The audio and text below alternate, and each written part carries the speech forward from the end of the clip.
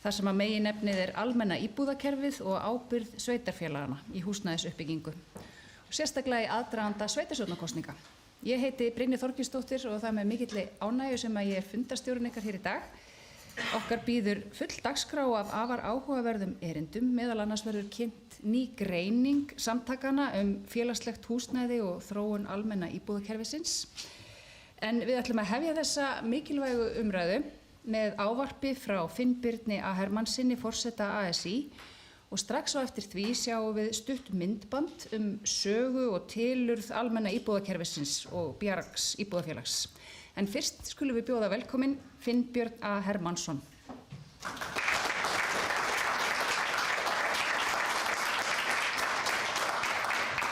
Já, kæru félagar, sveitarstjórnarfólk og aðrir gestir hér í Eddu og þið sem eru á streymi. Ég býð ykkur öll hjartanlega velkomin.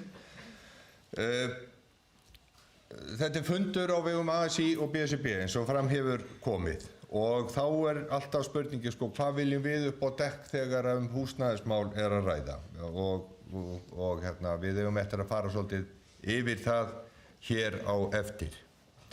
Húsnæði eitt af frumþörfum hvers manns. Það þarf ekkert að fjölyrða hvaða áhrif það hefur á fjölskyldu, hvernig heimilisfesta getur haft áhrif á einstaklinga í fjölskyldunni. Öruggt húsaskjól og hlutfall húsnæðiskostnaðar í framfærslu eitt lykilatriði í virkni hennar í almennu samfélagi. Áhrif á börn, svo sem flutningar, þátttaka í tómstundum og félagsleg tengsl getur fylgt einstaklingunum langt inn í ævi viðkomandi. Verkalýðshreyfingin hefur alla tíð lagt ríka áherslu á húsnæðisöryggi launafólks og verið virkur þátttagandi í uppbyggingu og umræðu húsnæðismál. Samtökin eiga húsnæðis sjálfseignarstofnunina Bjarg íbúðafélag sem byggileigu íbúðir fyrir félagsfólk aðildafélaga sinna. Bjarg burðarás í almenna íbúðakerfinu og hefur verið frá 2016 byggt 1100 íbúðir sem byrjaðar að búa í og við erum með 200 íbúðir í byggingu. En betur má ef duga skal. Stofnun Bjargs var viðbragð við vaxandi húsnæðisvanda á árunum fyrir og eftir efnahagshrun. Þegar fjöldi launafólks var skilið eftir við erfiðar aðstæður á húsnæðismarkaði. Eftir að verkamannabústaðakerfið var lagt niður hafa félagslega lausnir í húsnæðismálum vinnandi fólks gefið verulega eftir. Óhætt að segja að stjórnvöld hafi gjörsamlega brugðist í þessum efnum. Frá árinu 2015 hefur hverjum kjarasamningum á fætur öðrum verið samið einhvers konar húsnæðispakka. Bjarg afsprengi slíkra samninga þegar átti að byggja 3500 íbúðir á 5 árum. Húsnæðisskorturinn sem skapað hefur sprengingu í verði húsnæðis, sprengingu í húsaleigu og þar með sprengingu í vísitölu húsnæðis hefur haft áhrif á verðbólguna sem hefur leitt af sér hærri stýrivexti, sem hefur leitt af sér hærra íbúðaverð, sem hefur leitt af sér hærri stýrivexti, sem hefur leitt af sér að stýrivextirnir orðin svo dýrir að fólk getur ekki orðið byggt og niðurstaðan sú að fólk getur hvorki byggt eða keypt byggðar íbúðir sem eru í dag eða leigt. Þannig að við erum bara í spíral sem við verðum að snúa ofan af. Þetta hefur leitt af sér að íbúðaverð orðið það hátt að við getum ekki við þetta unað. Og því spyr ég, hvar á láglaunafólk að búa? Og það það sem við ætlum að komast að í dag. Fjölgun almennra íbúða fyrir vinnandi fólk því eitt brýnasta verkefni þeirra sem að verða kosnir í sveitarstjórnarkosningum í ár. Það á ábyrgð ríkis og sveitarfélaga að það sé til nægt húsnæði fyrir alla á þeim kjörum sem viðkomandi ræður við og þá erum við ekkert að spyrja að það þurfi ekkert allir að eiga. Það til margs konar íbúðaform og við þurfum að vera með heildstæða íbúðastefnu fyrir alla sem búa hérna. Þetta verkefni okkar í dag sem við ætlum að horfa svolítið til og eins og Brynja kynnti hér áðan að þá ætlum við að byrja á myndbandi þar sem við erum að skoða aðeins þróun almenna íbúðakerfisins og það dettur á bara núna ef einhverju tæknimenn eru á svæðinu.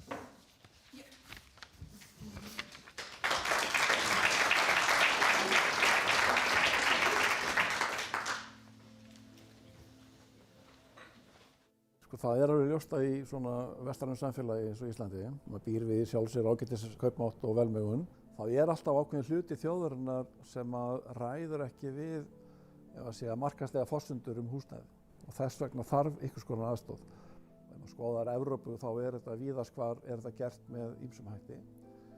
Hérna var þetta með verkamannabústaðakerfinu sem var stofnað 1927 og það kerfi var við lýði hérna og leysti úr þessari þörf alveg framan af. Það var með eignamyndunarkerfi og það kerfi var því miður lagt af hér upp úr aldamótunum á þáverandi ríkisstjórn. Það var með mikilli andstöðu verkalýðshreyfingarinnar og hún barðist mjög gegn þessu en stjórnvaldið fór sínu fram. Verkalýðshreyfingin hefur langt árabil, alveg frá 1940, verið gerandi í að byggja húsnæði fyrir efnaminna fólk. Þetta var alveg til ársins 2003 að þá var íbúðakerfi gefið frjálst sem kallað var og eftir það var ekkert kerfi til fyrir efnaminna fólk sem hafði ekki tök á að kaupa sér íbúðarhúsnæði. Húsnæðisverð hefur þetta hækkað bara langt umfram laun allt frá aldamótum og við vitum að húsnæðisliðurinn náttúrulega líka stærsti útgjaldaliður heimilanna. Það eru stórir hópar sem ná ekki að koma þaki yfir höfuðið og svo aðrir sem búa í húsnæði sem ekki mannsæmandi. Og ég meina hlutverk verkalýðshreyfingarinnar að tryggja jöfnuð og að þú getur lifað mannsæmandi lífi og það annars vegar gert í gegnum launin, gegnum kjarasamninga en svo það auðvitað gegnum stuðning stjórnvalda og þess vegna það bara risastórt samfélagslegt verkefni að tryggja að öll geti búið í mannsæmandi húsnæði. Og þess vegna stóðum við mjög föst á því 2015-16 að það yrði að stofna til nýs kerfis sem myndi þá leysa úr þessari þörf. Gylfi Arnbjörnsson var sterkur fylgismaður málsins inn í þinginu og síðan var búið að búa svo hnútana í Reykjavík með Dag B. Eggertsson, þáverandi borgarstjóra í forystu, voru tilbúin til þess að hefja verkefnið með Bjargi sem ASÍ og BSRB voru búin að stofna. Þannig að pólitíkin komst ekkert auðveldlega undan þessu. Það voru alveg vissir agnúar og það þurfti að fara í málamiðlanir en það gerðu sér allir grein fyrir því að það var mikið í húfi. Og í valinu þarna 2016 þá töldum við í næstu lotu myndum við byggja þetta á leigukerfi, hagstæðri og hagkvæmri leigu og byggja upp þann félagsauð sem þjóðfélagið þarf að búa að hverju sinni. Kerfið í sjálfu sér mjög einfalt. Það byggir á því að ríki og sveitarfélög styðja fjárfestinguna í upphafi og það gera þau með lánveitingum. Þessi lán eru kölluð stofnframlög og sveitarfélög þá leggja fram 12% og ríki 18%. Og þetta eru lán sem eru greidd tilbaka eftir 50 ár sem þá 30% af verðmæti eignanna á þeim tíma. Restin af fjármögnunni síðan fjármögnun með almennum lánum. Kerfið í þessum skilningi óhagnaðardrifið, það að segja að leigan ræðst bara af kostnaði við verkefnin. Bókhaldslega verður til hagnaður þegar verð á eignum hækkar. En kerfið þó þannig sett upp að þessi félög mega ekki greiða út arð. Þau geta ekki selt eignir sem var í sjálfsög eina leiðin til að leysa út þennan hagnað. Og ef þau kjósa að breyta hlutverki sínu þá öll lán gerð upp og öllum hagnaði skilað aftur til ríkisins. Bjarg auðvitað og innan almenna íbúðakerfisins að byggja sérstaklega fyrir lágtekjuhópana sem annars eiga í mestum erfiðleikum með að koma þaki yfir höfuðið.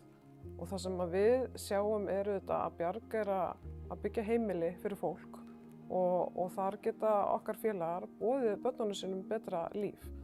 Þar þurfa þau ekki að óttast að það verði selt ofan að þeim eða að þau þurfa að flytja ört með börnin sín og sömuleiðis að leiguverðið verði stöðugt og jafnvel lækki, það hefur gerst. Þannig að þetta er það kerfi sem við myndum vilja sjá að allir á leigumarkaði búi við. Bjargi tekst að bjóða leiguverð sem lægra en gengur að gerast á markaði og það skýrist af nokkrum ástæðum. Það er í fyrsta lagi ekki greiddur arður út af félögunum, þannig að það er ekki arðsemiskrafa eins og á markaði. Bjarg skilgreinir þá byggingakostnaði í upphafi tímans, þannig að það er byggt innan mjög skýrs ramma. Þriðja ástæðan að það er náð fram ákveðinni hagkvæmni með því að reyna að hafa eignirnar þá smærri en gengur að gerist á markaði, en þó að tryggja að gæði eignanna séu mikil. Við getum ekki byggt nema að séu lóðir og Reykjavíkurborg á þar mikla þakkir skildar. Þau eru umvel á svona ruddu svolítið leiðina fyrir önnur sveitarfélög. En það eru þetta miður að það er bara 15 sveitarfélag sem er búin að taka þátt í þessu verkefni með okkur. Og það þýðir að í kringum 80% sveitarfélag er að skila auðu þegar kemur á húsnæði fyrir láglauna fólk. Við ætluðum á 10 árum að vera komin upp í 10.000 íbúðir. Og við erum komin í 1100 íbúðir núna, þannig að það hefur ekki gengið hraðar heldur en það. Það er ekki alfarið ríkjum að kenna. Sveitarfélögin hafa verið mjög treg hver að setja lóður undir þessar íbúðir. Þannig að hraðinn hefði mátt vera meiri og þörfin er alveg klárlega mikil því að við erum með tæplega 4.000 manns á biðlista eftir íbúðarhúsnæði hjá Bjargi. Við erum langt frá því að komast í þá stöðu sem var til dæmis þegar að félagslega íbúðakerfið eða verkamannabústaðakerfið var lagt af.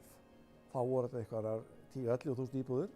Húsnæðisöryggi eru mannréttindi og við verðum að horfa til þess að það séu öll sveitarfélög að leggja sitt af mörkum til þess að taka þátt í þessu verkefni með okkur og þetta á ekki að vera eitthvað pólitískt þref það. Við ættum að taka öll höndum saman að tryggja húsnæðisöryggi. Svo er mikilvægt að hafa í huga að hið opinbera verður að koma að húsnæðisuppbyggingu.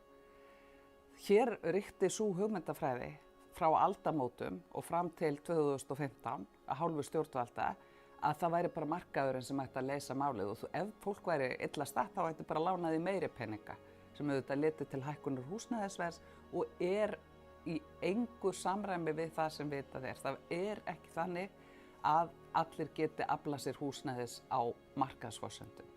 Og samfélag sem er ekki með kerfi sem opinbera styður er einfaldlega samfélag sem að ákveða að ákveðin hópur samfélagsins eigi ekki að búa við húsnæðisöryggi.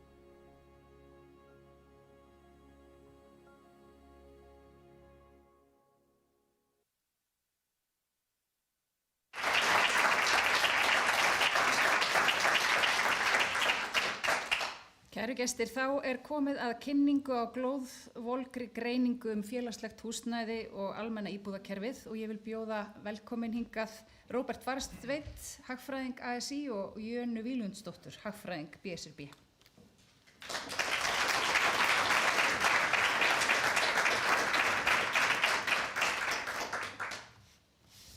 Komið sæl, takk fyrir. Við erum að spyrja hvar á láglauna fólk að búa og það er rík ástæði fyrir því og eins og við ætlum að fara yfir í þessu erindi. Það má segja að upp úr aldamótum það hafi orðið ákveðin breytinga á húsnæðisáherslum stjórnvalda og þetta er það leyti sem verkamannabústaðakerfið er lagt niður. Þegar áhersla stjórnvalda færist í það að auka aðgengi að lánsfé með rýmkun á veðheimildum og án þess að rekja sérstaklega hvernig það kom sérstaklega niður á húsnæðismarkaði en þá sáust niðurstöðurnar skýrt á eignamarkaði með mikilli húsnæðis eftirspurn og mikilli hækkun á eignaverði sem síðar leiddi til húsnæðisbólu og varð ákveðin grunnur að frosti á byggingamarkaði árin síðar. Á árunum eftir hrun þá var húsnæðismarkaður að mörgu leyti í frosti og mannvirkjagerð var lítil en þetta var á sama tíma og húsnæðis eftirspurn var að aukast af svona lýðfræðilegum ástæðum. Þannig að fyrstu kaupendur, einstaklingum á fyrstu kaupendaldri fór fjölgandi en einnig var mikil mannfjölgun og sérstaklega tengdist það fjölgun á vinnumarkaði og fjölgun á aðfluttu verkafólki. Það var í þessum aðstæðum þar sem var mikið ákall það að brugðist væri við með umbótum á húsnæðismarkaði og á þessu tíma var þá ekkert leiguúrræði til staðar fyrir tekjulágt vinnandi fólk. Það voru til ákveðin félagslegu úrræði sem einhverju leyti hefði ekki verið byggt nægilega upp en ekkert sem greip vinnandi fólk á vinnumarkaði. Annars vegar í leiguhúsnæði en síðan er líka hlutfall sem býr hjá foreldrum eða hjá öðrum á leigumarkaði.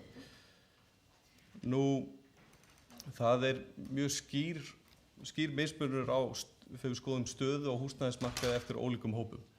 Þannig hún er mjög breytileg eftir ef við skoðum eftir bakgrunni, eftir tekjum eða eftir aldri. Þannig að jafnaði eru aðfluttir í auknum mæli á húsnæðismarkaði, ungt fólk, einstæðir foreldrar, heimili sem eru með eina fyrirvinnu og þá sérstaklega tekjulágir. Þetta þýðir að tæplega fjórðungur barna býr í leiguhúsnæði. Tæplega þriðjungur einstæðra foreldra sem eru á vinnumarkaði búa í leiguhúsnæði og yfir 70% erlendra ríkisborgara á húsnæðismarkaði eru á leigumarkaði, borið saman við 17% Íslendinga. Og það að vera á leigumarkaði þarf ekki að vera slæmt en þegar hópunum býr við íþyngjandi húsnæðiskostnað og lítið húsnæðisöryggi þá förum við að sjá félagslegar neikvæðar afleiðingar af þeirri búsetu. Og það er staðan í of ríkum mæli á íslenskum húsnæðismarkaði að 47% leigjenda búa við íþyngjandi húsnæðiskostnað. Og hvað þýðir íþyngjandi húsnæðiskostnaður? Það þýðir að yfir 40% af ráðstöfunartekjum fer í húsaskjól. Og þegar þær aðstæður ríkja, þá er í sjálfu sér aðilinn í mjög slæmri stöðu í að safna sér upp eigið fé til að kaupa eign. Þannig að hann er komin í ákveðna fátæktargildru. Hann er í verri stöðu til að mæta fjárhagslegum áföllum sem geta komið upp eða atvinnumissi og þetta getur haft töluverð áhrif á líf og tækifæri barna. Þannig að húsnæðiskostnaður er mjög ráðandi þáttur að þessu leyti. Í ljósi þess að lítið hefur verið byggt upp af óhagnaðardrifnum eignum þá þarf þessi hópur í stórum mæli að reiða sig á leigu af annars vegar einstaklingum og af leigufélögum á markaðslegum forsendum. Og tölur hafa sýnt það að í auknum mæli upplifir þessi hópur mun meira húsnæðisóöryggi. Fyrir lítið húsnæðisöryggi og hvað köllum við húsnæðisöryggi? Það er í raun og veru vissan fyrir það að þú vitir hvort að borga í leigu fram í tíman og vitir að þú hafi búsetu á næsta tímabili. Aftur á móti þeir sem hafa komist inn í óhagnaðardrifnar eignir búa við húsnæðisöryggi í miklu meira mæli. Nú, vandinn eins og lýst var í myndbandinu og ég fór yfir að húsnæðisverð hefur yfir tíma hækkað mjög mikið, hefur nokkur áhrif á tekjulágt fólk á leigumarkaði. Nú, ef við skoðum íbúðaverð frá árinu 1990 og hér á myndinni er sýnt þá meðalverð á 90 fermetra íbúð á höfuðborgarsvæðinu og það er skoðað í hlutfalli við árstekjur launafólks á ólíkum aldri. Þá var það í kringum, ef við skoðum yngri aldurshópa, 25-29 ára, í kringum 8-falda tekjur árið 1990. Og húsnæðisverð lækkaði í hlutfalli við tekjur fram til aldamóta, en síðan þá hefur orðið nokkuð samfelld aukning yfir tíma. Og þetta hefur nokkra þýðingu. Þetta þýðir það annars vegar að það verður erfiðara að safna sig fyrir eigið fé til að geta keypt húsnæði án þess að hafa einhvers konar fjárhagslegt bakland eða stuðning, sem hefur í auknum mæli orðin leið fólks til að komast inn á eignamarkað. Valkosti þessa hóps eru því mjög fáir. Þegar við tölum tekjulágt fólk á leigumarkaði þá erum við yfirleitt að miða við þær skilgreiningar sem ríkja inn í almenna íbúðakerfinu. Þar eru mjög skýr viðmið hverjir eru gjaldgengir til að fá íbúð og geta leigt. Þannig að hámarki getur einstaklingu verið með rúmlega 760.000 krónur á mánuði og þar af 558.000 eftir skatt. Það eru hámarkstekjurnar og aðilum á hámarki eiga 9,8 milljónir í eigið fé. Og við núverandi húsnæðisverð og við núverandi vaxtastig þá er staða þessa hóps mjög þröng að færa sig frá leigumarkaði nokkuð tíman inn á eignamarkað. Til viðbótar er þessum hópi settar töluverðar skorður fyrir með lánþegaskilyrðum Seðlabankans. Hann má hámarki hafa veðsetningu upp á 90% síðan fyrstu kaupandi eða 80% ef hann að kaupa í annað sinn. Greiðslubyrði líka sett mikla skorður, þannig að hún má hámarki vera 40% fyrir fyrstu kaupendur. Og þá alveg eðlilegt að spyrja sig, hefur þessi hópur einhver tök á því að kaupa sér eign í núverandi umhverfi? Þannig að miðað við þessi skilyrði þá væri þessum einstaklingi í raun óheimilt að taka lán með greiðslubyrði yfir 223.000 krónur á mánuði.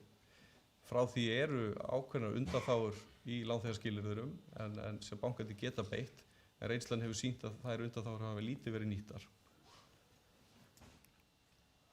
Þannig að við núverandi vaxtastig þá myndi þetta þýða að aðilinn geti hámarki keypt íbúð fyrir 42,5 milljónir að því gefna hann eigið fé. Og þá velt að spyrja sig hvort þessar eignir séu raunverulega til á íslensku markaði og svarið við því er nánast ekki.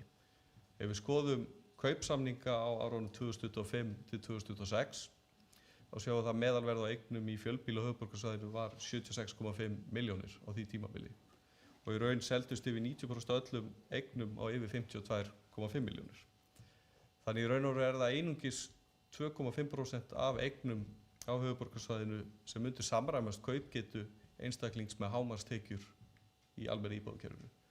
Þá er ekki verið að taka til aðila sem eru undir þeim hámarkstekjum. Og þetta er eina ástæðan fyrir því að við sjáum það að biðlistar eftir almennu leiguíbúðum hafa farið hratt vaxandi. Að það er hópur sem er raun og ókleift að kaupa húsnæði og býr við erfiða stöðu á leigumarkaði með íþyngjandi húsnæðiskostnað og minna húsnæðisöryggi. Og á meðan þessi biðlistar eru eins og þeir eru og lítið framboð á slíku húsnæði, þá í sjálfsögðu eini valkostur hópsins að búa á markaðsdrifnum leigumarkaði með alltaf 70 til 80.000 krónur á mánuði meira í leigu heldur en í íbúð hjá Bjargi. Og þá er hann komin umfram í raun og þann húsnæðiskostnað sem væri heimilaður með lánþegarskilyrðum Seðlabankans. Já, það er náttúrulega að setja þetta aðeins í sögulegt samhengi, en verkalýðshreyfingin hefur lengi barist fyrir félagslegu húsnæði og maður ekki allt aftur til 1919 þegar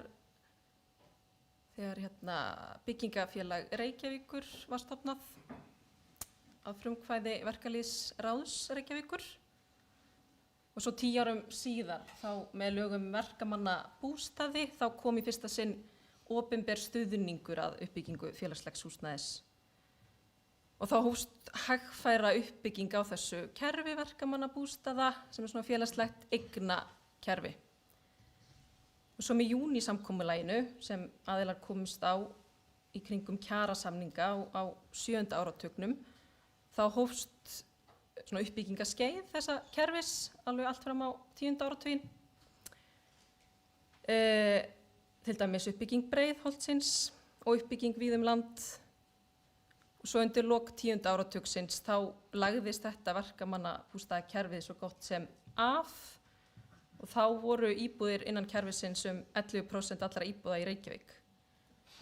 Og svo með lögum sem heimiluðu sölu verkamannabústaða á almennu fasteignamarkaði 2002 þá má segja að kerfið hafi svo gott sem verið lagt algjörlega af og upp frá því þá var litið til markaðslausna til þess að ná utan þennan hóp tekjulágra á vinnumarkaði. Íbúðalánastofnun bauð upp á 90% lán fyrir þennan hóp sem síðan, við þekkjum þessa sögu, var útvíkkað til svo gott sem allra og já,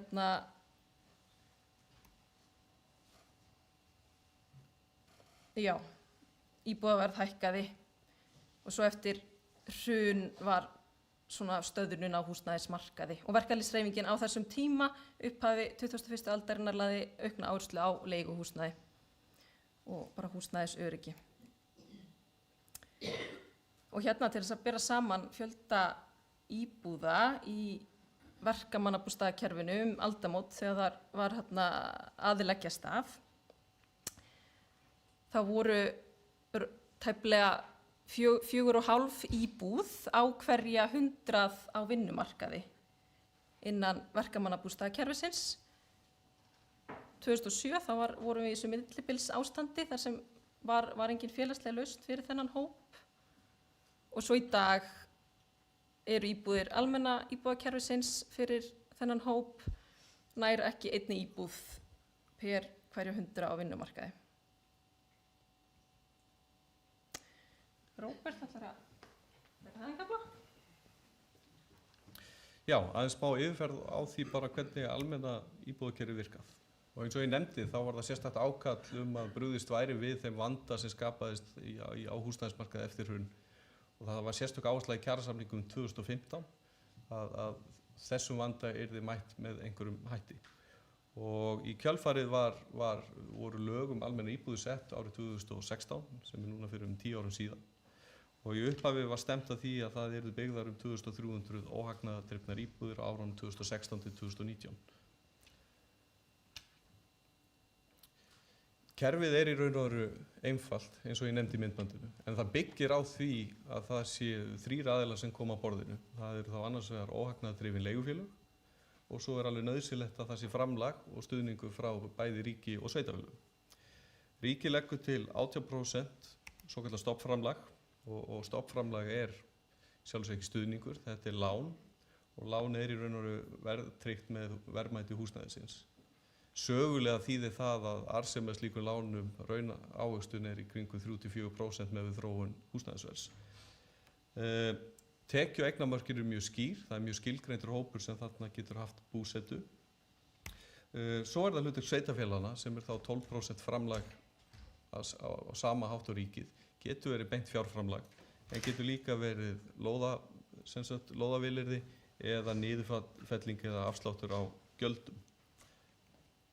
Og kerfið getur bara gengið upp ef allir aðilar koma að borðinu, þannig að ríkisframlagið fæst eingöngu ef sveitarfélagið kemur líka að borðinu. Og innan kerfisins eru fjölbreytt félög. Bjarg þótt að sé stærsta félagið í kerfinu og byggir fyrir vinnandi fólk. Það voru líka félög sem byggja fyrir aldraða, félög við sveitarfélagana sem byggja fyrir hópa með félagslega þarfir, sérstök búsetuúrræði og slíkt. En Bjarg í raun og veru eina félagið sem byggir fyrir þennan hóp sem tekjulágt fólk á vinnumarkaði.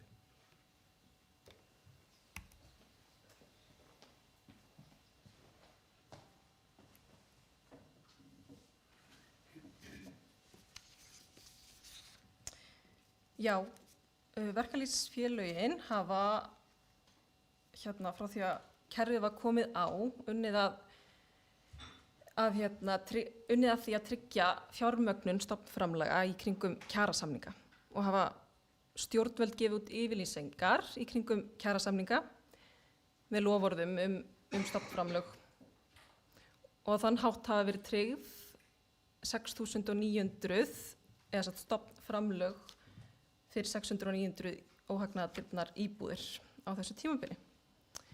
Og þetta var gert með yfirlýsingum í kjarasamningum 2015, 2019, 2022 og núna síðast 2024.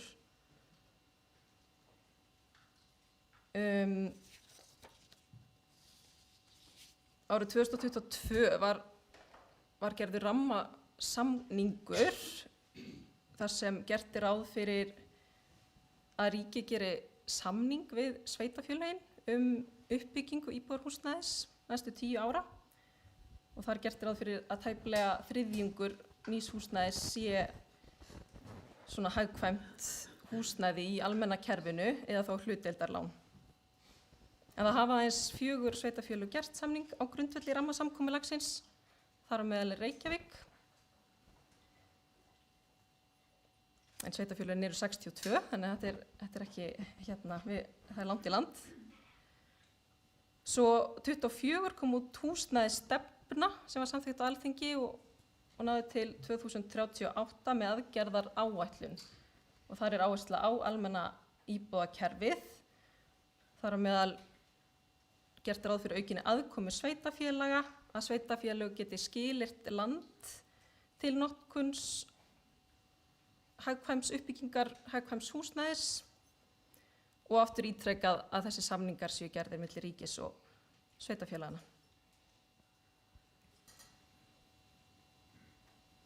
Og á þessari mynd sjáum við uppsafnaðar íbúðir ef öll loforð hefðu staðist eða þess að uppbygging hefði verið í takt við loforðin. Það er hérna Efstafjallið. En neðsta bláa svæðið er uppsafnaður fjöldi byggðra íbúða Bjargs. Og svo gula svæðið þarna á milli eru aðrar íbúðir sem hafa verið byggðar fyrir innan almenna kerfisins eða sem sagt með fjármagnaði með stofnframlögum. Og þetta er eins og Róbert var að tala áðan, námsmanna íbúðir, félagslegt húsnæði sveitarfélagana og annað slíkt. Þannig við sjáum að stofnframlög hafa ekki verið nýtt að fullu og það er vegna lóðaskorts og hafa sveitarfélög í sumum tilfellum hafnað úthlutun lóða til framkvæmda aðila sem ætla að byggja innan kerfisins. Og hérna sjáum við niðurbrot félagslegs húsnæðis eftir tegund og sveitarfélögum. Þetta eru íbúðir sem hlutfall af heildarfjölda íbúða hvers sveitarfélags. Þetta eru 15 stærstu sveitarfélögin í stærðarröð, hérna Reykjavík fyrst. Við sjáum að Reykjavík og Akureyri standa sig langbest, en flest önnur eru undir þessum, í rauninni undir 3% af öllu húsnæði sem er þá félagslegt. Og Bjarg er dekksta línan. Við sjáum að það er langmest byggt innan Bjargs í Reykjavík og svo eru nokkrar sveitarfélög þar sem er ekkert húsnæði innan Bjargs og við sjáum það betur á næstu glæru þar sem eru íbúðir teknar í notkun hjá Bjargi. Og þetta er aftur þessi 15 sveitarfélög í stærðarröð og langflestar í Reykjavík. Og mörg hver ekki með neinar íbúðir innan Bjargs. En á sama tíma þá eru margir sem bíða eftir, eru á biðlista hjá Bjargi og einnig í þeim sveitarfélögum þar sem eru engar íbúðir og hefur ekki verið nein uppbygging innan Bjargs.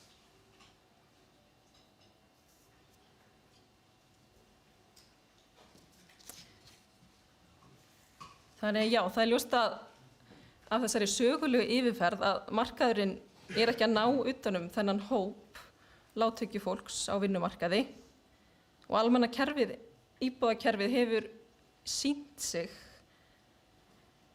og Bjarg er þar stærsta félagið sem byggir fyrir þennan hóp á vinnumarkaði. Það eru langir biðlistar en það er ábyrgð sveitarfélagana að tryggja byggt sé nægt íbúðarhúsnæði fyrir alla hópa samfélagsins og til þess þarf lóðir og sveitarfélög þurfa að tryggja þær svo að í samræmi við rammasamkomulag húsnæðisuppbyggingu. Já, takk fyrir.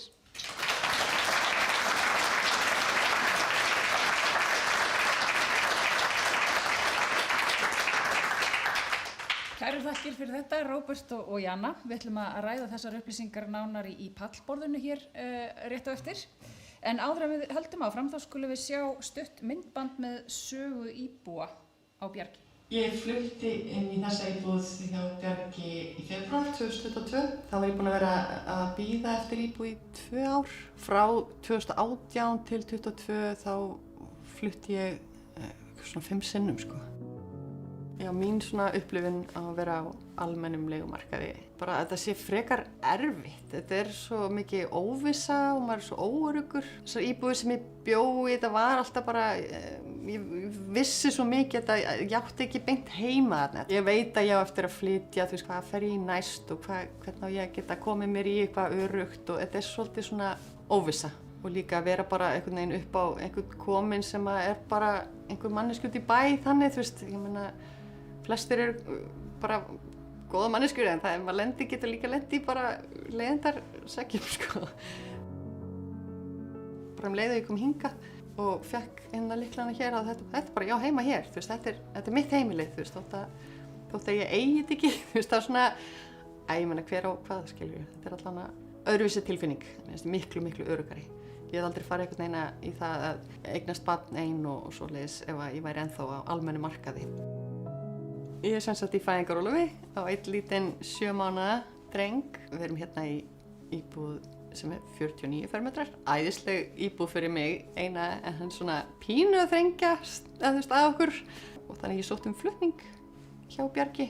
Það kom mér á óvart að ég fekk íbúð bara mjög fljótt, sko. Rosalega spennt, alveg bara mjög spennt. Hann fær sér herbyggi og já, þetta var bara yndislegt.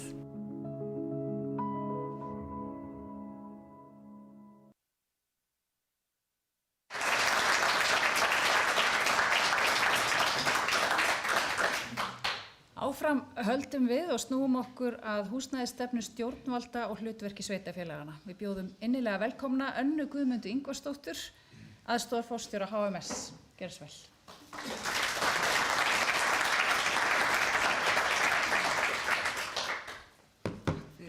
Ég er svo lágvaxin, verð ég ekki að byrja á þessu. Heyriði mér, ágætlega. Takk kærlega fyrir og takk fyrir að bjóða mér hingað í dag og ég ætla bara að segja verkalýðshreyfingin, þið eru náttúrulega til fyrirmyndar í húsnæðismálum. Mín upplifun, ég er búin að starfa á þessum vettvangi núna í 13 ár og þetta er sá hópur eða sá vettvangur þar sem að hefur hvað dýpstan skilning á húsnæðismálum á mínum mati. Og bara þakka ykkur líka fyrir þetta gríðarlega aðhald sem að þið sýnið okkur, stjórnvöldum, sveitarfélögum í þessum málaflokki því að það er virkilega þörf á aðhaldinu. Ég ætla að fara með ykkur aðeins yfir húsnæðisstefnuna, hún hefur verið nefnd hérna aðeins áður og síðan hlutverk sveitarfélagi í húsnæðismálum og ef við byrjum bara á húsnæðisstefnunni, eins og fram kom að þá var fyrsta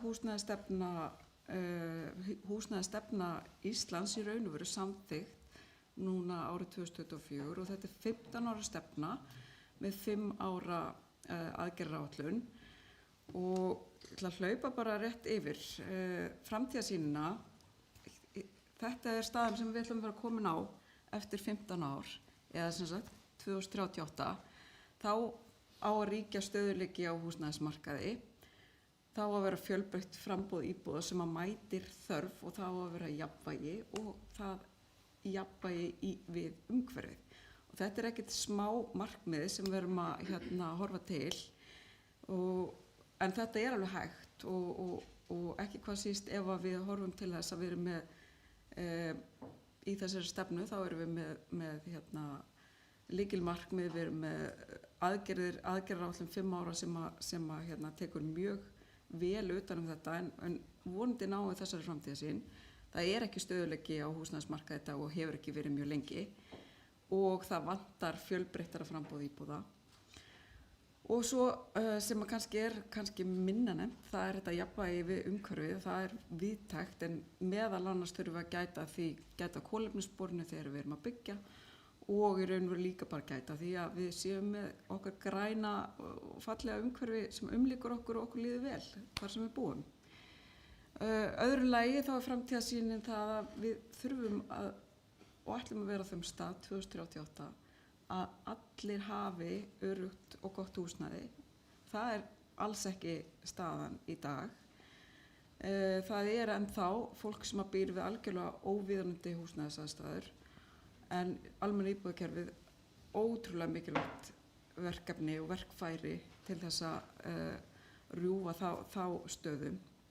Við þurfum að tryggja líka blandaða byggð að bæði þessi félagslega blöndun og við tryggjum ákveðið jafnvægi milli þéttingar og að við séum að byggja á nýjum reitum og svo kannski það sem að skiptir mestu máli og hefur komið mjög vel fram hérna í þessum erindum hér í dag, það er húsnæðiskostnaður.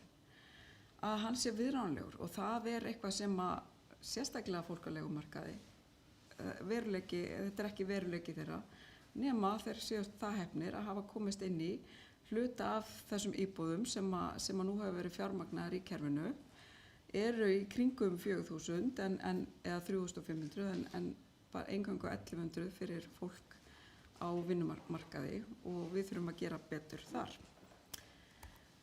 Ég ætla að fara bara rétt yfir markmiðin og dæmum aðgerðir og sumar þeirra hafa raun og veru verið nefndar fyrir erindum. En fyrsta markmið húsnæðisstefnunnar að það verði jafnvægi á húsnæðismarkaði. Og fjölbreytt framboð íbúða mæti þörf og þróun húsnæðis- og leiguverðs í stöðu. Þetta eitthvað sem við þurfum alltaf að vera hugað. Það að mæta íbúðaþörfinni verkefni sem við höfum verið að vinna að núna hjá HMS í nokkur ár. En það til dæmis bara þegar við hófum þessa vegferð fá að meta íbúðaþörfina, við gerum það fyrst á árinu 2018, þá vissi fyrstalega enginn, hvað í byggingu. Það var svona eitthvað slumpað á það og í raun og veru 2018 þá var nú tilfinningin að það væri bara ekkert í byggingu og svo vissum við heldur ekkert hvað við þyrftum að byggja mikið eða hvað vantaði margar íbúðir, hvað þyrfti margar íbúðir til þess að mæta íbúðaþörfinni. Þetta eitthvað sem við búið að lyfta grettistaki og núna greinum við íbúðaþörf og gerum það í samstarfi við sveitarfélögin. Við greinum íbúðaþörf og gerum það árlega í raun og veru og þar erum við alltaf að dýpka okkur og reyna að gera betur og ég sýni ykkur aðeins á eftir þegar við förum yfir hlutverk sveitarfélagana. Þar sem förum yfir húsnæðisáætlun sveitarfélaga þar sem við erum líka að fara niður á hópa. Einstaka hópa, hver þörfum fyrir einstaka hópa. En dæmum aðgerðir sjálfsögðu, vönduð áætlanagerð íbúðauppbyggingu og þetta stóra hlutverki hjá sveitarfélögunum. Annað dæmi aðgerð og það var nefnt áðan, það rammasamningurinn íbúðauppbyggingu 2022 og þá komast ríki og sveitarfélög og í raun og veru aðalega vinnumarkaðarins að þeirri niðurstöðu að sveitarfélög og ríki þurfa að stefna í sömu átt í þessum málaflokki og setja sér sameiginlega sýn og stefnu uppbyggingu íbúða til lengri tíma. Þessi rammasamningur gerður. Það hefur ekki skort upp á vilja sveitarfélaga, bara þannig að það kom fram, það hefur ekki skort upp á vilja sveitarfélaga til þess að ganga til samninga við ríkið. Það hefur hins vegar skort upp á stuðning ríkisins inn í þessa samninga. Og það eitt af því sem kemur fram til dæmis í húsnæðisstefnunni, einu af aðgerðunum, það einmitt að útfæra stuðning ríkisins, bara eina aðgerð, það þarf að útfæra stuðning ríkisins inn í rammasamningin. Og það ekki búið og þar á leiðandi höfum við ríkið voðalega lítið að semja. En sveitarfélög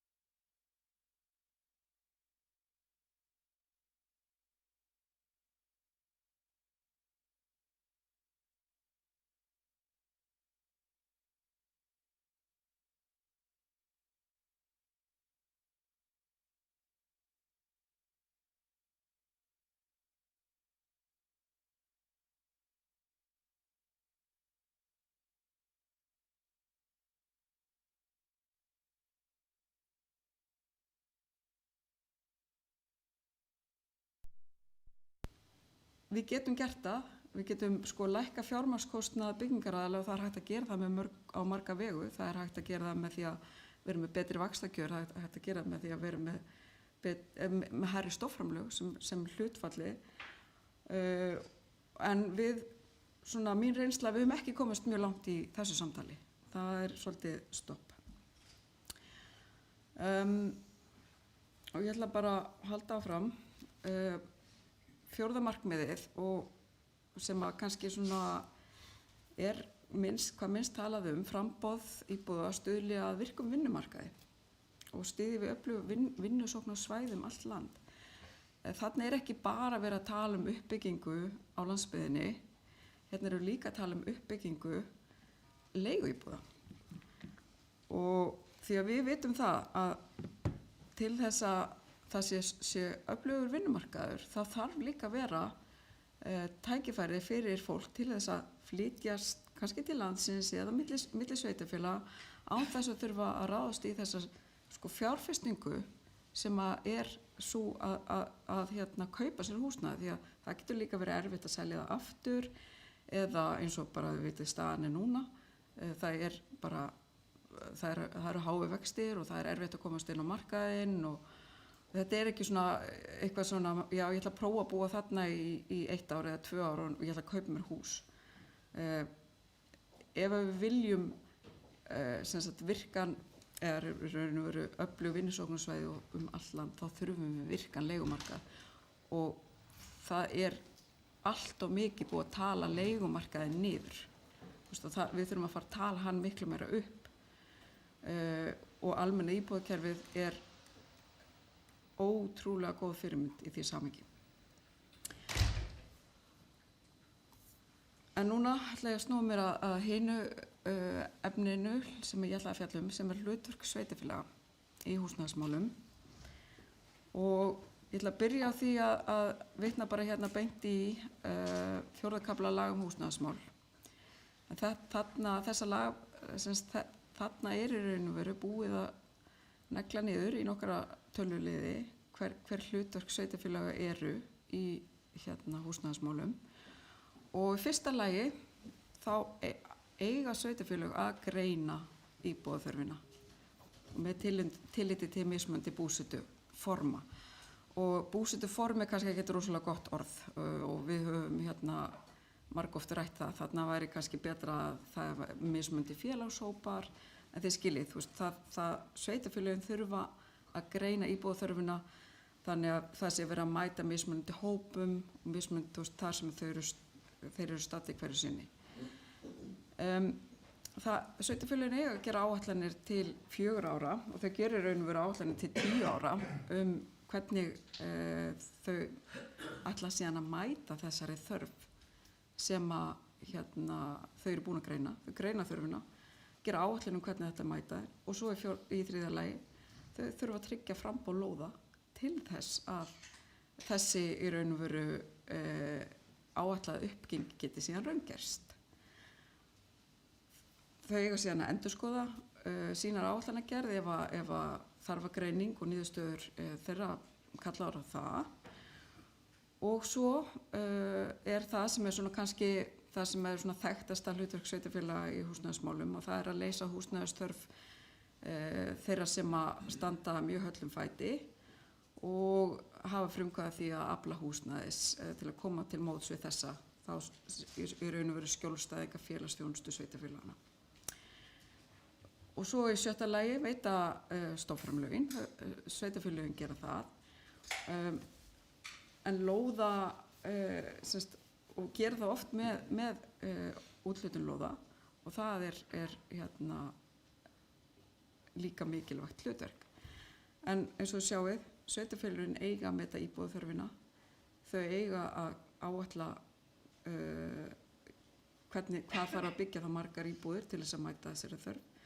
Þau eiga að tryggja framboð á lóðum til þess að mæta þörfinni og svo endurskoða þetta, vera alltaf virk svona í þessu og þá kemur þetta stjórntæki sveitarfélaga sem eru húsnæðisáætlanir og við vinnum þetta mjög þétt með sveitarfélögum og ég veit ekki hversu vel ég sjá þetta. En við útbyggum í raun og veru bara kerfi fyrir sveitarfélögin til þess að gera þessa áætlanagerð þannig að hún verði þá líka samræmd fyrir öll sveitarfélög og þetta var svona, má segja, leikbreytir, ég tala íslensku, leikbreytir þegar þetta kerfi var sett á laggirnar því að þarna fórum við úr því að vera með PDF-skýrslunar þar sem var mjög mikið af orðum en minna af tölum og þarna í raun og veru fá sveitarfélögin bara tæki til þess að meta þörfina og þau gera, eins og sjá þarna rauði kassinn, gera spá þróun, íbúðaþörf þá á grundvelli þess, það farið yfir hvaða íbúðir byggingu, lóðir og skipulag og þjónustu og innvið og fleira. Hér sjáum þið, hérna íbúðaþörfin, sá hluti og hérna þetta sé Garðabær og þarna sjáum við líka þessi búsetuform sem við vorum að tala þarna þurfa sveitarfélögin alveg að fara niður á hvaða hópar eru það sem eru hér íbúar hjá mér í okkar sveitarfélögu, hvernig ætlum við að mæta þeim, hver eru hérna þörfin, hver eru biðlistarnir, hvernig verður þessum hópum mætt. Þannig að þetta er eitthvað sem við erum alltaf að reyna að gera betur og betur til þess að ná góðum upplýsingum og bara góðri áætlanagerð fram með sveitarfélögum. Nú, það var nefnt hérna áðan, biðlistarnir hafa vissulega verið að aukast og það er líka bara þannig að við höfum ekki náð og alls ekki náð á úthlutandi með stofnframlögum, öllum þeim fjárheimildum sem við höfum haft í stofnframlögum. Þar hefur alveg vantað upp á og þar vantar upp á fyrst og fremst lóðaframboð en þarna náttúrulega líka spilar rosalega stórt hlutverk vaxtastigið og þá vandi í raun og veru þessa óhagnaðardrifnu félaga til þess að mæta þeim skilyrðum sem að sett eru 25% af leigunni því að það er ekki hægt að hækka leiguna til að mæta hærri vaxtakostnaði. Þess vegna þarf lægri fjármagnskostnað. En eins og sjáum hérna, hér erum við með bíllistana yfir almenn íbúðirnar sem eru á þessum tímapunkti sem við tókum þetta út þá voru það 3.800 eða tæplega 3.900 og svo eru biðlistar eftir öðru og svo það sem við vitum alveg að þessi biðlistar skarast. Við vitum ekki hversu mikið, við höfum ekki fengið heimild til þess að vinna þetta á persónugreinanlega upplýsingar og þurfum að afla okkar þeirra heimildar. En þetta er staðan og svo gefum við, og þetta er bara á vefnum hjá okkur, þið getið í raun og veru farið inn á hverja einasta sveitarfélag og séð húsnæðisáætlunina þeirra, hvað þeir ætla sér hvernig þeir meta þörfina, fyrir hvað hópa þau ætla að byggja og hvernig hefur gengið. Þetta er bara staðan eins og var í kerfinu gær, þetta er húsnæðisáætlun 2026. Þannig að sjáum við að það eru 49 sveitarfélög sem eru búin að samþykkja sína húsnæðisáætlun fyrir árið. Það eru 10 húsnæðisáætlanir ennþá í vinnslu og það er ekkert sveitarfélag sem ekki hefur skilaáætlun en 3 sem eru bara ennþá yfirfarnar hjá okkur og eftir að staðfesta af sveitarstjórn. Okkur skiptir þetta máli, ég meina eins og núna eru sveitarfélögin og ég ætla að sýna ykkur þetta hitakort, þarna eru þau að segja, við gerum ráð fyrir ákveðinni fólksfjölgun í landinu og innan okkar svæðis og þau hafa verið, bara nota bene, sveitarfélögin hafa verið mjög nálægt því og yfirleitt undir fólksfjölgunni, hún hefur náttúrulega verið mjög mikil á undanförnum árum. En þau hafa verið svona bara svolítið, ekkert svolítið, þau hafa bara verið spot on, ég kann ekki íslenskunni við það. En sjáum hérna það sem er rautt á þessari mynd, að þar er fólksfjölgunin, hún hefur verið undir lágspá sveitarfélaganna, þannig að þau hafa gert ráð fyrir því að það væri meiri fólksfjölgun heldur en raungerðist og það sem er bláta og því blára því raun og veru meiri fólksfjölgun heldur en sveitarfélögin gerði ráð fyrir sínum spám. 2 sveitarfélög þarna sem eru hvít sem að gerðu ekki áætlun, það eru Grindavík á skiljanlegum ástæðum og Árneshreppur á óskiljanlegum ástæðum. Hvet mitt heimafólk til þess að gera húsnæðisáætlanir. Hérna vil ég bara aðeins sýna ykkur hvaða það sem við erum að fá út úr þessum áætlanagerð hjá sveitarfélögum og hvernig við nýtum það. Við nefnilega þurfum, við tökum síðan saman áætlanir allra sveitarfélagana og segjum, herðu, já, á Íslandi þetta metin íbúðaþörf og hvernig gengur okkur svo að byggja upp í þetta. Og þið sjáu bláu súlurnar, það eru í raun og veru fjölgun fullbúinna íbúða. Við erum komið með mjög góðar tölur núna yfir það. Það er ekki bara eitthvað slump og þetta er bara, við vitum nánast frá degi til dags hvað í byggingu og hvað verið að taka í notkun. Og þarna sjáum við að á árinu 2023 þá var metin íbúðaþörf á bilinu 4.500 til 5.500 íbúðir.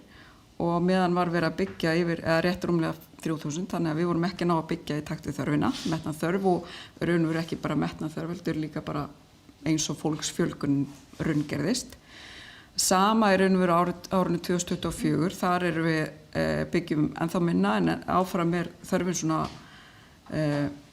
töluvert mikil og hærri heldur en það sem við byggjum og þarna að myndast skuld. Og þegar við förum aftar í tíman þá það eitthvað sem að, það búin að vera myndast íbúðaskuld undanfarin áratug og rúmlega það.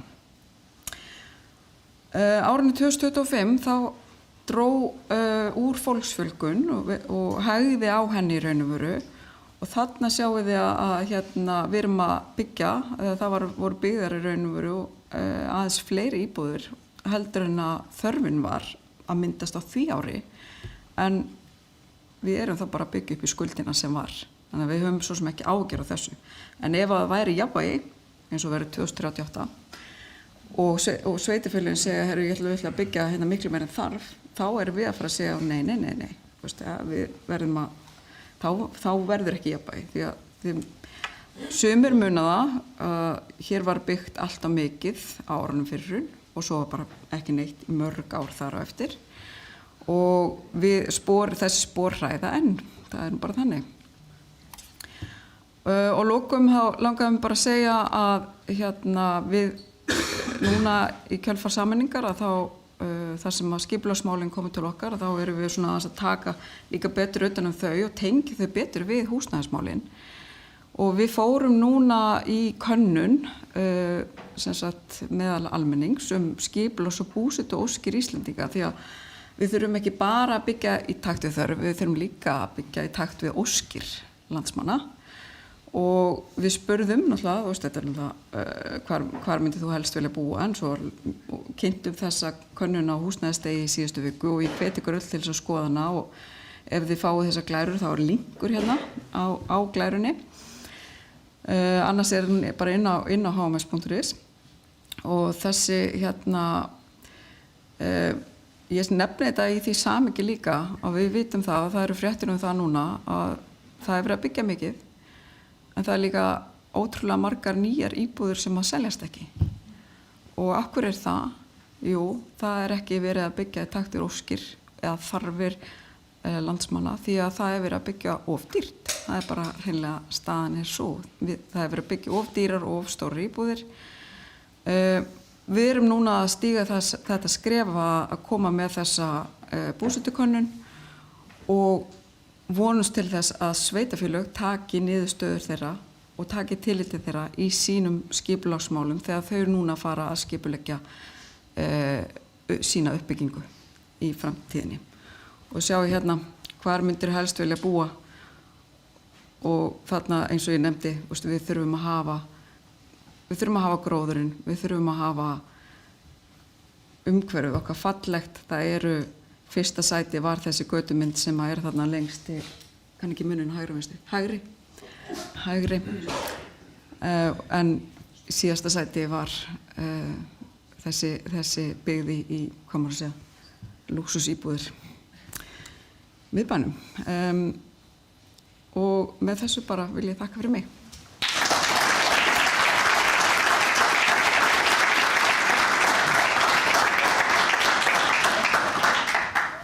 Kærar þakkir fyrir þetta, Anna Guðmunda, og við höldum áfram að ræða þessi máli í pallborðinu hér eftir nokkra mínútur, en áður en við höldum áfram að þá skulum við sjá aðra reynslusögu frá íbúa í Bjargi. Ég flutti í Bjargsíbúð nóvember 2020. Búin að vera í sömu íbúðinni síðan. Bý hérna ein með 2 börnunum mínum, 10 og 11 ára á þessari. Áður en ég flutti inn hjá, var ég nýbúin að enda langtíma samband með barnsföður mínum og var hjá mömmu mín langt til ég komst hingað inn. Þannig að það var alveg bara svolítið björgunarhringur í þessum erfiða aðstæðum.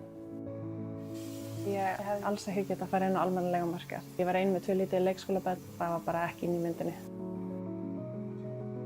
Þetta var bara æðislegt að komast inn, að bara upplifa að maður sé í öruggu húsnæði og líka þurfa ekki að flytja fram og tilbaka, líka bara upp fyrir krakkana. Það veri ekki alltaf að skipta um skóla eða svoleiðis. Ég sem einhleyp kona með 2 börn, þá er leigan hérna mjög viðráðanleg. Þú veist, hún er ekkert búin að breytast það mikið síðan ég kom hingað inn. Þetta er mjög stöðugt. Í þessari íbúð þá finnst mér eins og þetta sé raunverulega mitt heimili. Þú veist, ég get málað og hengt upp og gert í rauninni það sem ég vil. Þú veist, á almennum leigumarkaði þá ertu inn í íbúð sem einhver annar á og hann getur selt íbúðina bara á morgun og hún langar til þess. Það er bara ekki það sama, þannig að ég er svona, mér líður mjög vel hjá Bjargi. Mér finnst skipta öllu máli fyrir Íslands samfélag að þessi valkostur sé í boði, því fólk er bara að koma á mismunandi aðstæðum með mismunandi bakland og að vera í öruggu húsnæði er einn af grunnþörfunum. Og ef þú ert komin í öruggt húsnæði þá getur þú farið að eyða orku og tíma í að fókusa á aðra hluti, hvort það er, þú veist, vinnan eða börnin eða menntun eða hvað sem það er. Þetta bara skiptir öllu máli.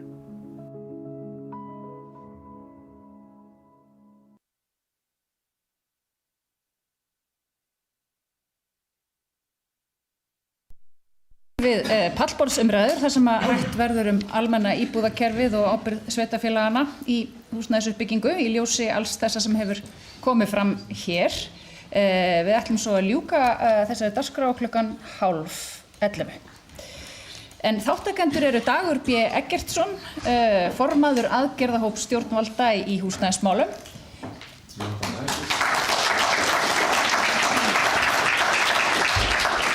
Setjum á hann mikrofón. Svo er það Valgerður Rún Benediktsdóttir, lögfræðingur Sambands íslenskra sveitarfélaga. Hún er hér í stað Jóns Bjarnar sem er formaður stjórnar Sambands íslenskra sveitarfélaga sem komst ekki í dag. Þáttakandi er einnig Sonja Ýr Þorbergsdóttir, formaður BSRB.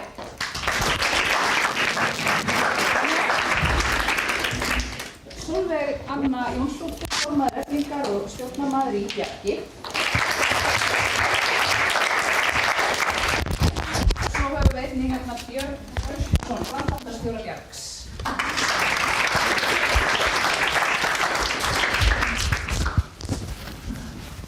Þetta er mikið mannval sem við höfum hér. Við byrjum kannski bara á meðan við eftir degi á þér, Valgerður, að því að stjórnin stóðu svolítið á sveitarfélögunum í því sem kom fram hér í morgun. Nú ert þú lögfræðingur hjá þeim, en ekki pólitískur fulltrúi, en þú getur kannski reynt að bregðast aðeins við því sem hefur komið fram hér varðandi gagnrýni á sveitarfélaginu og að þau séu hugsanlega að stoppa þessa uppbyggingu, til dæmis hjá Bjargi. Já, takk fyrir að bara bjóða okkur á þetta áhugaverða málþing þetta mikilvæga mál.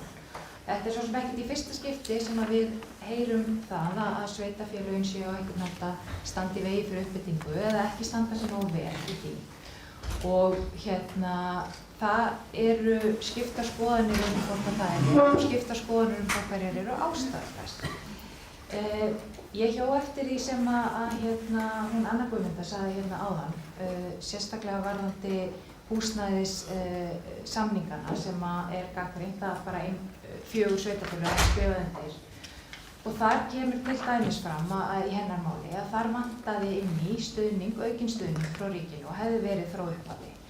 Og þar höfum við hjá sambandinu svo sem sérstaklega verið að nefna til dæmis innviðaskuldina.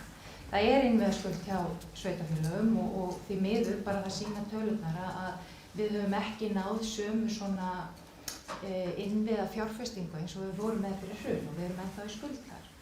Og það gleymist líka stundum að það dugar ekki bara að úthluta einni lóð. Það þarf að byggja skóla og leikskóla og íþróttahús og það ýmsar fjárfestingar sem maður þarf að fara í þegar verið að byggja upp nýtt húsnæði. Og við höfum verið að kalla eftir því í svolítinn tíma og örugglega margir hér heyrt þann söng hjá okkur að ríkið komi til móts við sveitarfélögin og aðstöðu við að hraða uppbyggingu og í rauninni úthlutun lóða með einhvers konar afnámi virðisaukaskatts af innviðaframkvæmdum. Og það svona kannski fyrsta sem við viljum segja að það bara mjög mikilvægt að við hjálpumst að við þetta. Það gengur ekki, held ég, að benda bara á sveitarfélögin í þessu og það líka búið að nefna fjármagnskostnaðinn og annað sem bara erfiður í okkar umhverfi í dag. Þannig að það svona það fyrsta sem við langar til að leggja inn í umræðuna. Já, þarna vísað í aðalega fjárhagsleg mál. Dagur, þú ert formaður aðgerðarhóps stjórnvalda í húsnæðismálum sem á að gera ansi marga hluti. Getur þú brugðist eitthvað við því sem að Valgerður var að segja hér, hvernig ríki getur komið betur að þessu vegna þess að við ætlum að reyna að vera kannski svolítið lausnamiðuð hérna í dag. Hvernig getum við leyst úr þessari stöðu? Hvers vegna byggjum við ekki meira? Hvers vegna gengur þetta ekki hraðar og betur? Já, ég held að þessir þrír aðilar, þar sem sveitarfélögin, verkalýðshreyfingin og ríkið séu þeir sem eru kannski mikilvægastir að ná utan um þetta og furðulegt en satt að þá hefur þurft stundum átök, kjarasamninga og í raun heilmikla umræðu til þess að gera eðlilega og rétta hluti og verkalýðshreyfingin á þar bara risastóran hlut í gegnum söguna. Tókst ekki að stöðva í raun það verkamannabústaðakerfi var lagt niður síðustu aldamót en það í raun rót margra vandamála mínum mati sem við erum að glíma við og höfum verið að reyna að bæta úr og viljum auðvitað gera það hraðar en ég tek alveg undir að það þarf að horfast í augu við það að það þarf að koma til móts við sveitarfélögin varðandi ívilnandi þætti, varðandi innviðakostnað en líka varðandi mismunandi í raun markaðsaðstæður. Það auðveldara fyrir Reykjavíkurborg eða sveitarfélögin og höfuðborgarsvæðinu að spila út lóðum til óhagnaðardrifinnar uppbyggingar heldur en fyrir sveitarfélög sums staðar á landsbyggðinni þar sem í raun ekki verð á landi. Vegna þess að þá fá þau í raun á móti stofnframlögunum inn í það en það hins vegar engin afsökun fyrir því að Kragarsveitarfélögin skila í raun algjörlega auðu á meðan Reykjavík hefur verið þarna í fararbroddi með 80% kannski eða 75% stofnframlaga hingað til. Þannig að þetta klárlega blanda af bara svona efnahagslegum staðreyndum, hvötum, en líka bara pólitík og þess vegna vil ég hrósa ykkur fyrir að halda þetta málþingi aðdragandi sveitarstjórnarkosninga því að sveitarstjórnarpólitíkin þarf auðvitað að standa með öllum hópum. Það þurfi ekki allir það sama, við viljum fjölbreytt húsnæði, en allir þurfa eitthvað og öruggt húsnæði og þak yfir höfuðið algjör grundvöllur að bara mannvirðingu, mannréttindum og góðu samfélagi. Hvað segir þú, Sólveig Anna? Þetta fyrst og fremst skortur á fjármagni eins og nefnt hérna eða skortur á pólitískum vilja? Já, takk fyrir. Ég ætla nú ekki að þykjast geta hér farið í gegnum það hvernig þessi mál eru öll unnin, hvaðan fjármagni kemur og svo framvegis. Ég get hér aftur á móti talað af töluvert mikilli innsýn og þekkingu í líf félagsfólks Eflingar. En það félagsfólk Eflingar sem stærsti hópurinn sem eru leigjendur hjá Bjargi. Og áður en ég svara spurningunni það hvort að mögulega sé þarna einhvers konar skortur á pólitískum vilja sem hafi orsakað vandann sem að vinnuaflið stendur frammi fyrir þegar það kemur að húsnæðismálum. Þá ætla ég að segja að ég í samskiptum við svona ágætlega stóran hóp af fólki sem hefur komist inn hjá Bjargi og þar greiðlega mikil ánægja og þau tvö myndbönd sem ég sá hér, þau lýsa að mínu viti mjög vel þeirri tilfinningu sem að það fólk sem kemst í skjól hjá Bjargi upplifir. Fólk fer úr því að vera með þetta hreikistum á leigumarkaði, fólk fer úr því að þurfa að borga mjög háan hluta sinna ráðstöfunartekna í leigu. Ég í samskipti við fólk sem fast á almennum leigumarkaði og þarf að borga alltaf 70% sinna ráðstöfunartekna í leigu og þarf að vera í 2, jafnvel 3 vinnum. Þannig ferðu úr því að borga 340–350.000 krónur fyrir 2 herbergja íbúð að geta verið í vissulega lítilli en þó mjög góðri og þægilegri 4–5 herbergja íbúð fyrir miklu lægra verð og getur annast börnin þín, getur byrjað mögulega að eyða einhverjum smátturis peningum í sjálfa þig, getur farið úr því að vera ekkert annað en ódýrt vinnuafl á íslensku vinnumarkaði í að mögulega eiga eitthvað líf. Og þetta auðvitað það sem við eigum öll að vilja vinna að og það auðvitað hrikalegt að vita til þess að til dæmis viðskiptaráð hefur núna gert það sínu helsta markmið að rústa þessu kerfi og ég var á húsnæðisþingi HMS núna bara fyrir skemmstu og þar kom ekkert frá einum haffræðidrengjum af viðskiptaráðs annað en þetta fólk ætti bara að kaupa sér íbúðir og þetta var mesta akkur borðaðu ekki bara kökumóment sem ég hef náttúrulega upplifað en já, það hefur svo sannarlega vantað upp á pólitískan metnað og pólitískan vilja til þess að taka rösklega til hendinni þegar kemur að húsnæðismálum vinnuaflsins. Og þrátt fyrir það að fólk segir það kannski ekki hreint út, já, akkur borða þau ekki bara köku, akkur kaupa þau sér ekki bara húsnæði, þá hefur stéttaskiptingin sem ríkir á íslensku samfélagi og munurinn á milli tilveruskilyrða vel menntaðrar og velstæðrar milli öfri millistéttar og svo verkafólksins, hvort sem eða einstæðar íslenskar mæður eða afflutt verkafólk, munurinn bara svo ótrúlega mikil að það vantar svo mikið upp að fólk geti að vilja setja sig í spor þessar einstaklinga sem hafa ekki þetta trygga bakland eða foreldrar sem geta slakað til þeirra einhverjum milljónum sem þarf og svo framvegis. Þannig að fólk verður líka að horfast í augu það að hér hafa verið gerð hrikaleg mistök í því að hér var ekki haldið utan húsnæðisþróun og húsnæðisuppbyggingum með skipulegum hætti. Hér var ekki verið að greina þarfir fólks og hér var látið eins og það að hér væri að flytjast í þúsundum og tugum þúsunda tali aðflutt vinnuafl að það væri ekki bara sérstakt mál sem að þyrfti þá að leysa með mannúðlegum hætti. Hvort að hlutirnir breytist eitthvað, það var aldrei sagt að koma í ljós, en við skulum alltaf vona það besta. Mér langar að gefa boltan hérna yfir til Björns að því að Sólveig minntist þarna á pólitíkina og við vitum að það eru þúsundir á biðlista eftir íbúð hjá Bjargi. Hversu stórt þarf kerfið að vera til þess að anna þessari eftirspurn vegna þess að maður sér fyrir sér til dæmis hægri öflin segja í aðdraganda kosninganna að það sé alltaf eftirspurn eftir því sem er ódýrt. Hvernig myndirðu svara þessu? Ég held að sé fyrir mest að missa ekki niður dampið.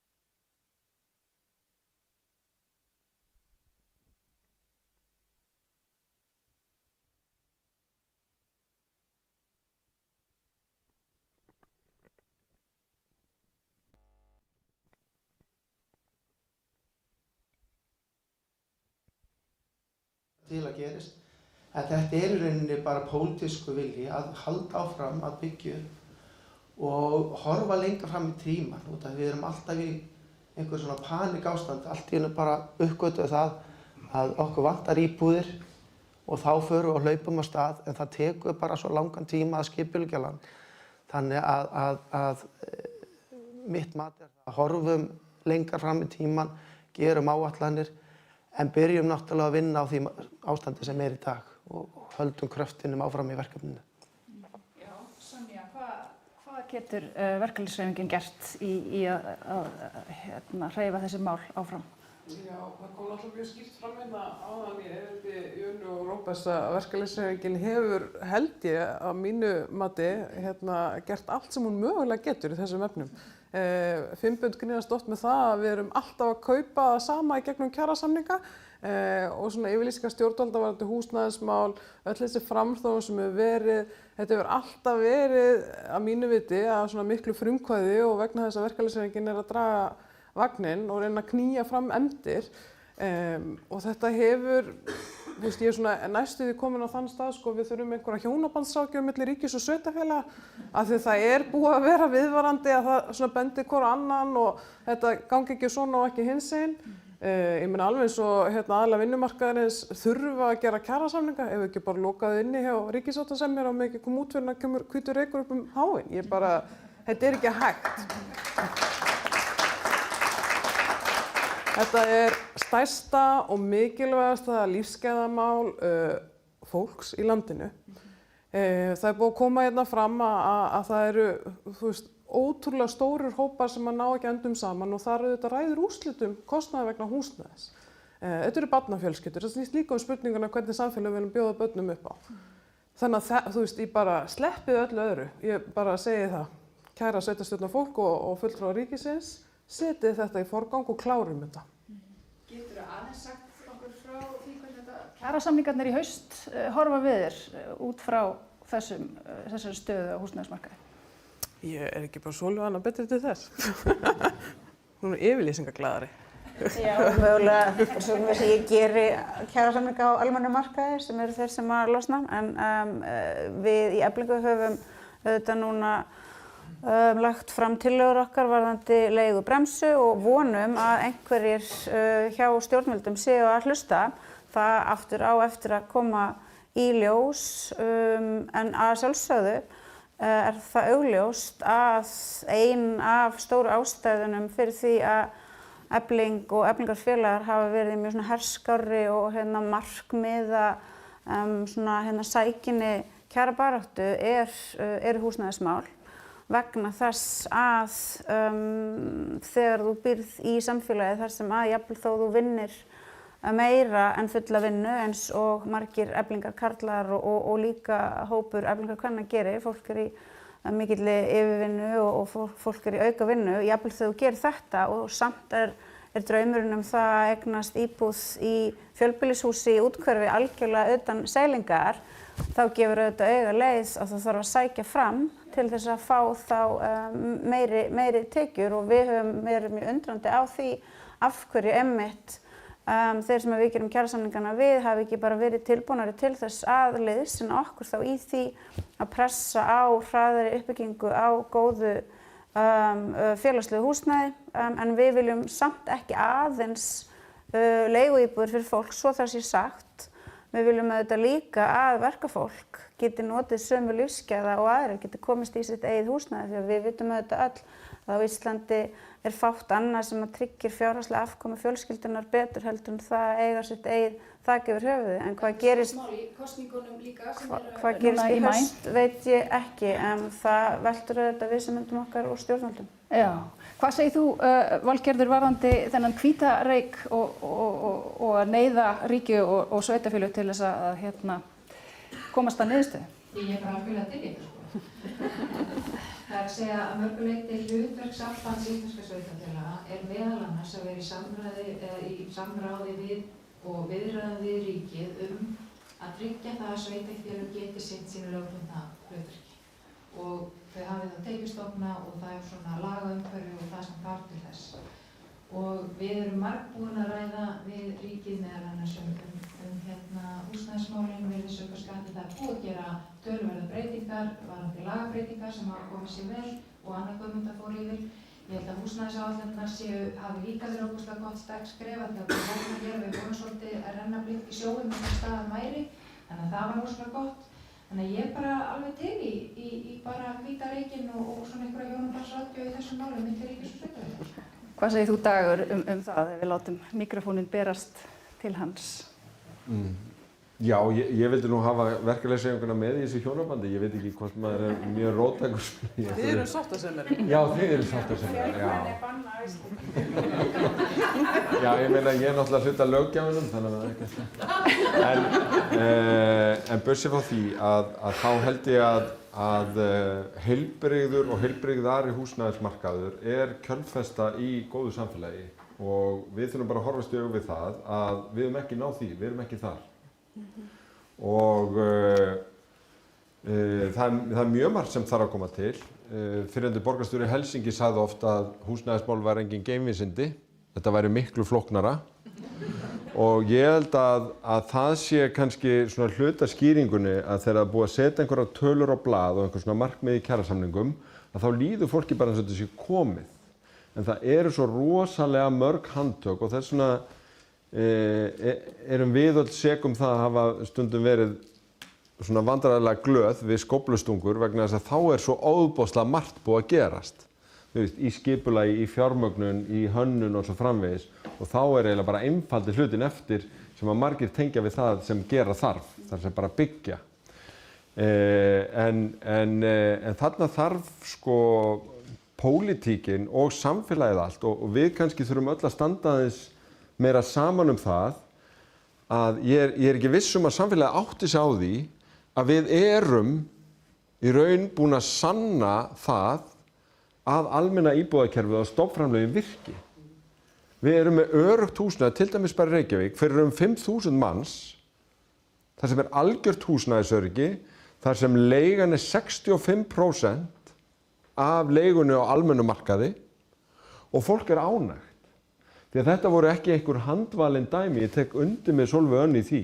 Þetta ekki handvalin dæmi, heldur bara fólk og einstaklingar sem hafa verið að hrekjast á mjög erfiðum húsnæðismarkaði sem hefur einkennst af svona í raun því að einhver er að leigja eitthvað út tímabundu og svo kannski bara alveg að fara að selja, kannski ekki með illum hug en bara ekki veruleiki sem hún getur boðið þér eða sérstaklega ekki börnum og það þarf mikið meiri fyrirsjáanleika. Við þurfum að vera svolítið heiðarleg og horfast í augu við það ákveðin hlut af samfélaginu bæði kýs þetta en kannski á ekki annan kost, en ef við horfum bara til Evrópu þá örugg langtímaleiga á viðráðanlegu verði góður kostur.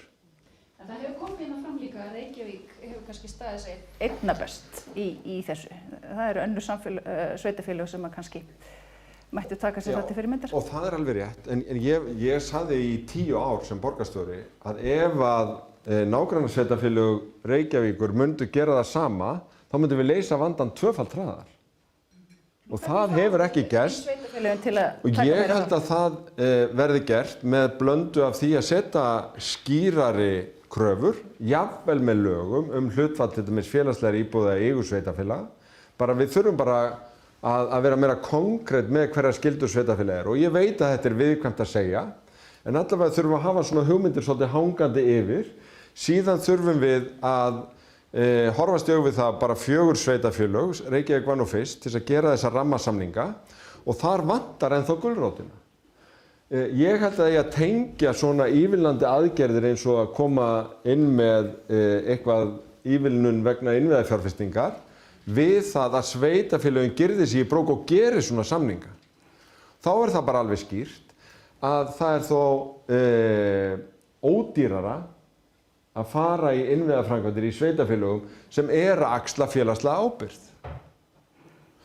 Og mér finnst ekkert skrítið við þetta. Í Finnlandi þá ganga þeir ennþá lengra og þá færðu í raun ekki stóra samgönguframkvæmdir sem þitt sveitarfélag að kalla eftir nema þú gerir líka húsnæðissamning.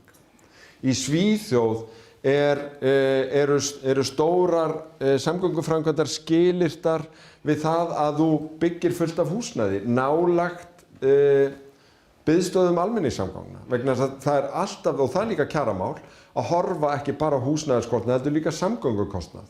Og þessu auðvitað gleymum við mjög oft á Íslandi, en sko heimilisbókhaldið heildarmynd. Og þú þarft að láta enda ná saman. Og þar samgöngukostnaður að narta í hælana á húsnæðiskostnað bara mjög svipað og matarkarfan. Þannig að þetta er einhver heildarmynd sem verkalýðshreyfingin hefur mjög gott yfirlit yfir og ég vil bara bæta í það hljómar eins og mjög tæknilegt atriði en ég held við verðum þó það sé erfitt að setja saman við það að skilgreina hvað íþyngjandi húsnæðiskostnaður. Það gallað að vera búin að skilgreina það, en það ennþá gallað að hafa ekki neitt viðmið sem við erum sammála vegna þess að þá lendum við því eins og núna að allar tekjutíundur að fá svipaðan húsnæðisstuðning frá ríkinu.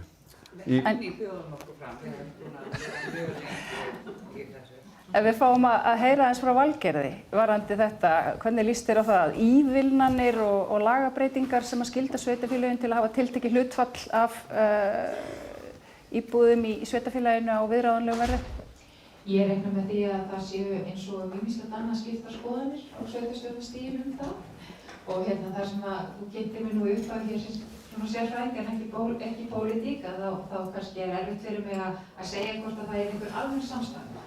Ég finnst hins vegar algjörlega tilvinnandi að skoða það og við eigum auðvitað að læra af reynslu þeirra sem hafa gert betur en við og Dagur nefnir svo sem nokkur dæmi þar.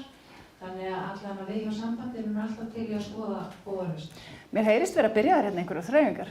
Hvernig líst þér á þetta, Sonja? Ég held að þetta sé bara kjörin byrjun á þessu samtali og svo bara beint í Borgarnum 21 og læsa á eftir okkur. Hvernig gerir þennan reik? Já, við finnum út úr því. Við erum svo fljóta að finna upp á nýjum hlutum og græja og gera. Nú klukkan orðin 12:30. Ég ætla að setja punktinn hérna. Þakka ykkur kærlega fyrir komuna og kæru gestir, þetta hefur verið sérstaklega áhugavert þessi umræða á þinginu. Við þökkum ykkur kærlega fyrir þáttökuna og líka ykkur sem eruð að horfa á streymið.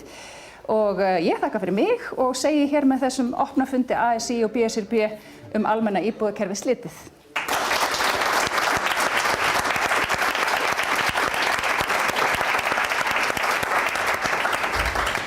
Takk fyrir.